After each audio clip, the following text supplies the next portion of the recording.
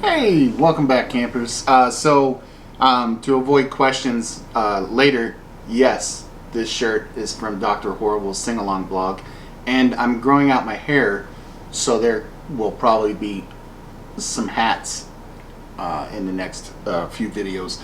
So today, because last week's was just a complete and utter rant about the colossal waste of time that is Mandy.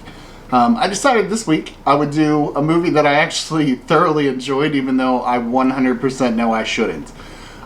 This movie was called PG, or Psycho Goreman. This is an absolutely ridiculous movie that was made by Steven Kostanski. Steven Kostanski, prior to this, was one of the two directors that made The Void. I don't know if anybody caught The Void. The Void is like, it's clearly made by people that grew up watching John Carpenter's The Thing or Event Horizon and Hellraiser, and decided to just say, like, you know what? We should just put all those things together into one movie. So that's The Void. That's just all that together. And this is the same kind of thought process behind it, where it's just, I'm going to take all the things I loved and make this kind of like nostalgic horror movie. This is a trauma movie. Okay, I'm guessing that if for some reason you're watching my movies and watching my videos, that you most likely know who or what Trauma is, but I'll explain. Trauma is the oldest independent film studio, created by Lloyd Kaufman and Michael Hertz, and they made The Toxic Avenger, Sergeant Kabuki Man NYPD, Rabid Grannies, Redneck Zombies. That was filmed all on VHS, so you know that one's classy. Naughty Nurses Find Ecstasy. That was the thing they made. Terror Firmer. Pretty sure somebody got raped with a pickle in that one. And they made Romeo and Juliet, and that's important because that was James Gunn's first movie that he wrote and directed, and it's the reason that he got to go on and make Guardians of the Galaxy. Because no, I don't have a reason for how that linked. But anyway, point is that Psycho Goreman is 100% a trauma movie, but with better writing and better production value. So special effects actually look fun. Some of the villains straight up look like old school Power Ranger villains, where you're just like, what's that dude look like a lobster for? Like, oh, we having a water episode? Like, it just, yeah. So, but it was a lot of fun. It's basically no names in the cast. Owen Meyer was the little boy. He showed up in Nosferatu, the Joe Hill TV show. And then the only issue I really had with it all was the little girl, which is Nita Josihanna. She is horrible. Like, you don't root for her at all during this movie. She's just the worst. But that's kind of the characters that he tends to write. Because, like, in The Void, if you don't like The Void, literally the reason you're not going to like The Void is because there's no one that you're rooting for in that movie. You're literally just watching it for the pure gore and horror level just insanity of that, because you're not rooting for anybody.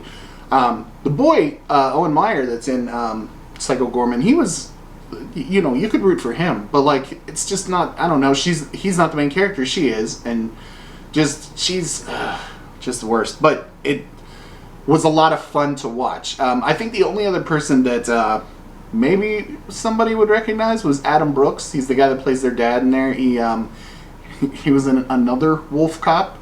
It was the sequel to Wolf Cop. Yeah, I've seen those. It was a lot of fun. It's basically a little girl. Basically, her brother loses a bet to her, so he has to dig his own grave. And when he's digging the grave, they find this stone. And when she takes the stone, she unearths this gigantic, angry alien warlord that just wants to massacre everyone. But since she has the stone, he has to do what she says. And so she makes him be polite, and she makes him dress like an asshole. And then when other people show up, she gets mad because he's like, "No, I'd kill you." And she's like, she gets mad, so she lets him get his ass whipped. And then she's like, "No, never mind, you're my friend." And then lets him kill everyone. It's super gory. It's super entertaining. If you saw like Turbo Kid or anything by Trauma and you enjoyed them at all, then this is 100% just fun. Like, I just enjoy. It's not good. It's not good. That's not what I'm saying. Let me just clarify. This is not a good movie. That's not really what I talk about here. This is not a good movie. This was so much fun to watch that it was enjoyable, and I loved it. And the violence is stupid and over the top, and it's basically like kind of watching like this would be like